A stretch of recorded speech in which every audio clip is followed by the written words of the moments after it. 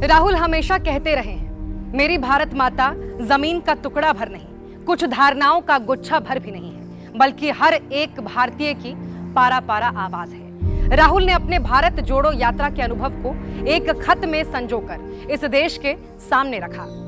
राहुल लिखते हैं, पिछले साल अपने घर यानी भारत माता के आंगन में मैं 145 दिन तक पैदल चला। समुद्र तट से मैंने शुरुआत की और धूल धूप बारिश से होकर गुजरा।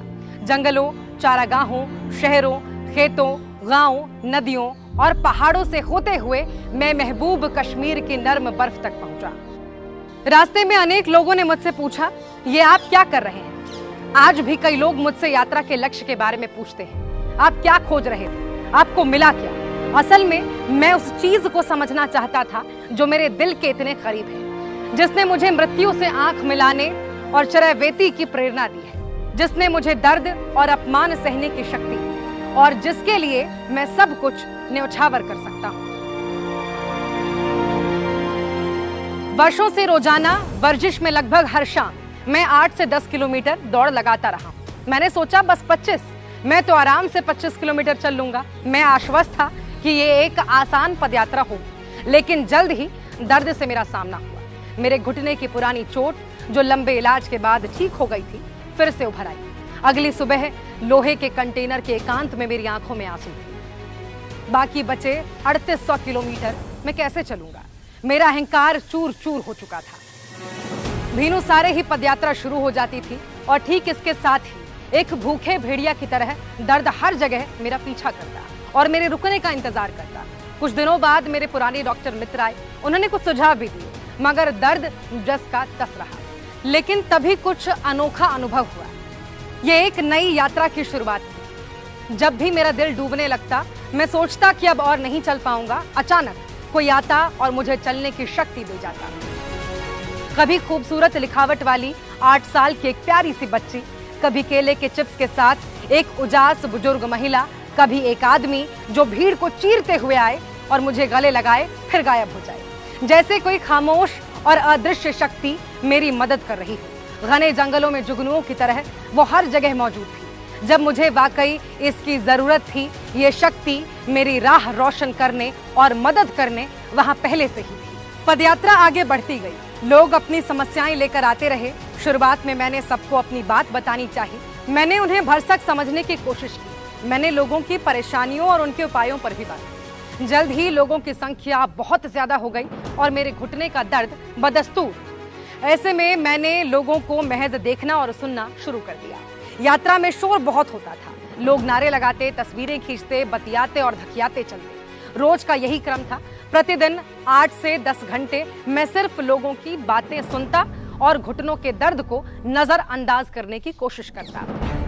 फिर एक दिन मैंने एकदम अनजाने और अप्रत्याशित मौन का अनुभव किया।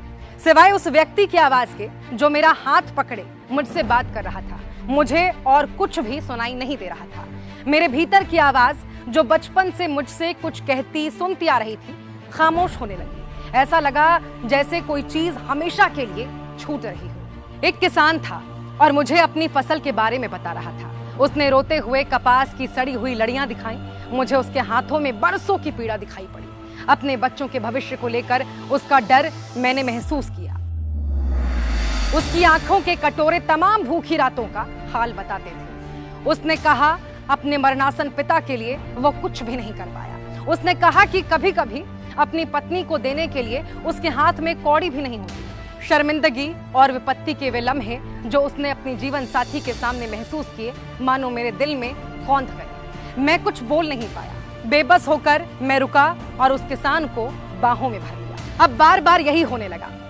उजली हंसी वाले बच्चे आए, माताएं आईं, छात्र आए, सबसे मिलकर यही भाव बार बार मुझ तक आया। ऐसा ही अनुभव दुकानदारों, बढ़ियों, मोचियों, नाइयों, कारीगरों, मजदूरों के साथ भी हुआ।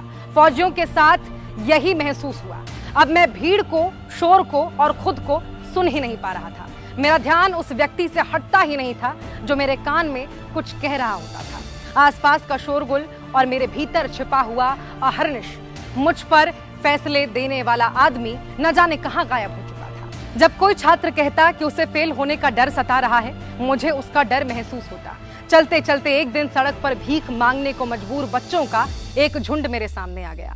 वे बच्चे ठंड से कांप रहे थे। उन्हें देखकर मैंने तय किया, जब तक ठंड सह सकूंगा यही टी शर्ट पहनूंगा। मेरी श्रद्धा का कारण अचानक खुद ब खुद मुझ पर प्रकट हो रहा था। मेरी भारत माता जमीन का टुकड़ा भर नहीं, कुछ धारणाओं का गुच्छा भर भी नहीं किसी एक धर्म, संस्कृति या इतिहास विशेष का आख्यान, न ही कोई खास जाति भर, बल्कि हर एक भारतीय की पारा पारा आवाज है भारत माता। चाहे वो कमजोर हो या मजबूत, उन आवाजों में गहरे बैठी जो खुशी है, जो भय, जो दर्द है, वही है भारत माता। भारत माता की आवाज सब जगह है। भारत माता की इस आवाज को सुनने के लिए आपकी अपनी आवाज को, आपकी इच्छाओं को, आपकी आकांक्षाओं को चुप होना पड़ेगा। भारत माता हर समय बोल रही है। भारत माता किसी अपने के कान में कुछ ना कुछ बुदबुदाती है, मगर तभी जब उस अपने का आत्म पूरी तरह से शांत हो, जैसे एक ध्यान मग्न मनुष्य का मौन। सब कुछ कितना सरल था। भारत माता की आत्मा का वो मोती जिसे मैं अपने भीतर की नदी में खोज रहा था, सिर्फ भारत माता की सभी संतानों के हहराते हुए अनंत समुद्र में ही पाया जा सकता है। राहुल गांधी, वायनाड के कांग्रेस सांसद।